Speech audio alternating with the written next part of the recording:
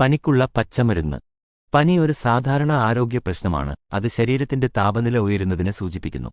പനി പല കാരണങ്ങളാൽ ഉണ്ടാകാം. അതിൽ വൈറസ്, ബാക്ടീരിയ, ഫംഗസ് അണുബാധകൾ അല്ലെങ്കിൽ ചില മരുന്നുകൾ ഉൾപ്പെടുന്നു. പനിക്ക് പല പരമ്പരാഗത ചികിത്സകളുമുണ്ട്. അതിൽ പലതും ഔഷധ സസ്യങ്ങളെ അടിസ്ഥാനമാക്കിയുള്ളതാണ്. ഇവിടെ പനിക്ക് ഉപയോഗിക്കുന്ന ചില ഔഷധ സസ്യങ്ങളുണ്ട്. തുളസി, ഹോളി ബേസിൽ. തുളസി പനി, ചുമ, ജലദോഷം എന്നിവയ്ക്കുള്ള ഒരു പ്രശസ്തമായ ഔഷധമാണ്. ഇതിന് ആന്റിപൈററ്റിക്, ആന്റിബാക്ടീരിയൽ, ആന്റിവൈറൽ ഗുണങ്ങളുണ്ട്.